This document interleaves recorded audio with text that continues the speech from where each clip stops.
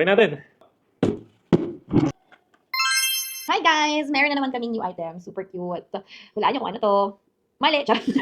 Car diffuser siya na solar-powered yung pag-ikot ng LSC. Kita nyo naman sa video kanina. Pero this one is iba yung design niya. Mas gusto kasi namin yung ganitong design.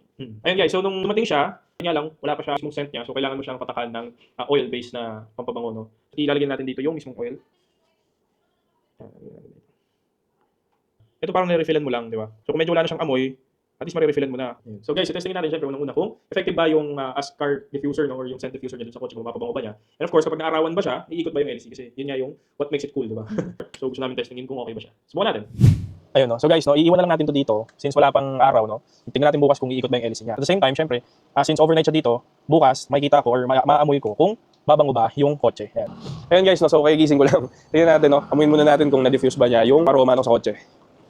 Hindi umiikot Pero siguro dahil ang kapal ng tint ko to sa maulan, no. Ayan, so subukan natin itapat mamaya doon sa sunlight.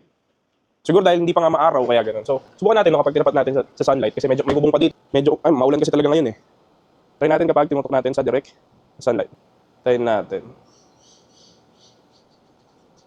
Ayun, so yung isa umiikot na. Siyempre dahil solar powered siya, siguro kailangan natin siyang hintayin ng... Pero isa gumagalaw na eh, oh. Oh, gumagalaw na yung isa. Yan, so... Siyempre kapag maaraw, nasa loob nito ng sasakyan, ganito rin yung itsura niya sa loob ng kotse niyo or sa ibabaw ng dashboard niyo. Ngayon lang talaga kasi medyo mahina ang araw, tapos ang kapal pa ng tint ko, kaya talagang hindi siya iikot dun sa loob. Umuulan eh. No? Actually, umaambon ngayon. Ayan. Pero, kahit di ganun kalakas yung araw at maambon, umiikot pa rin siya. Ayan, so, ganda guys, oh. Diba? Nakakatuwa, may ad na naman ako dun sa loob ng kotse. Ayun guys, no, so na-testing na namin siya kanina. Sa amin okay naman siya. Actually maganda kasi tinapat namin siya dun sa araw, umiikot yung LC niya. Di ba pagpasok natin kanina sa kotse, ano namoy mo?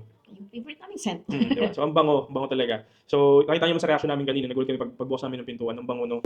Maganda na rin siya kasi unlike sa market, no, paulit-ulit kang bibili ng diffuser, tapos kapag naubos na, tatapon mo na. At least ito, refillable siya, no? Tapos magagamit mo pa yung favorite scent mo. Gamit na rin namin siya dito. Very great help. With the price na sobrang baba lang, around 200, 300, di ba? Sobrang sulit na siya. So para sa amin, it's a buy. Guys, thanks sa panonood. Hindi na namin kayo pahihirapan. I'm sure mag-PM kayo kung saan namin nabili. So lahat ng products na nasa buy list namin is nasa bio namin. Thank you!